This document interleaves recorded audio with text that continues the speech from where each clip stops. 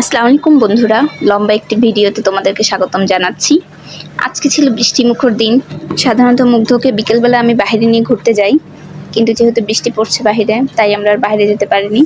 অনেক আগেই আমি ক্লে কিনে রেখেছিলাম বাসায়।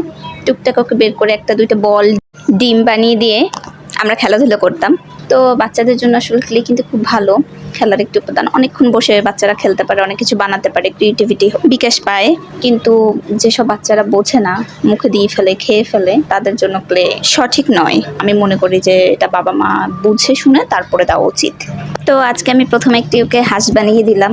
সেটা দেখে তো তার খুশি শেষ নেই। তখন অবশ্য ওটা রেকর্ড করিনি, হাঁস বানানোর পরে তারপরে ওটা ভিডিও করেছি। প্রথমে অ্যাটাচ করে দেওয়া আছে।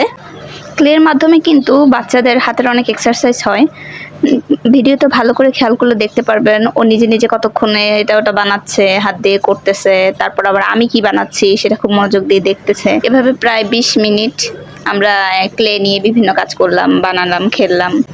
আসলে আপনি যদি ভাবেন বাচ্চার জন্য একটা জিনিস কিনবেন, বাচ্চা সেটা নিয়ে একা একা খেলবে, তাহলে আসলে সেই ধারণাটা ভুল। কিছু খেলনা হয়তো আছে যে বাচ্চা একা একা 5 মিনিট 10 মিনিট খেলবে, তবে এর চেয়ে বেশি আসলে একটা খেলনা নিয়ে একটা ছোট বাচ্চার পক্ষে খেলা সম্ভব না।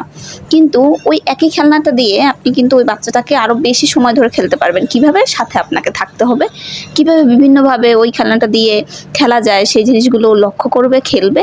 তখন দেখবেন যে পরবর্তীতে ওই জিনিসটা নিয়ে ও একা একা একটু লম্বা সময় ধরে খেলতেছে। এই খেলাটার আরেকটা ভালো দিক কি জানেন? যখন আমি ক্লেগুলো প্যাকেট থেকে খুলছিলাম, তখন ও কোনটা কি রং সেটা খুব সুন্দর করে বলছিল। আবার যেটা বলতে পারতেছিল না সেটা আমি ওকে বলে দিচ্ছিলাম, চিনিয়ে দিচ্ছিলাম।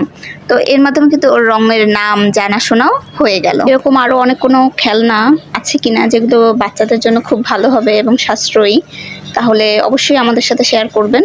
আমরা সেগুলো ট্রাই করার চেষ্টা করব। আর পরবর্তীতে আমরা এই ক্লে দিয়ে আর কি কি বানালাম বা কি কি করলাম সেগুলো অবশ্যই আপনাদের সাথে শেয়ার করব। ভিডিওটি ভালো লাগলে অবশ্যই জানাবেন, এতে করে নতুন ভিডিও বানানোর জন্য উৎসাহ পাবো। ধন্যবাদ।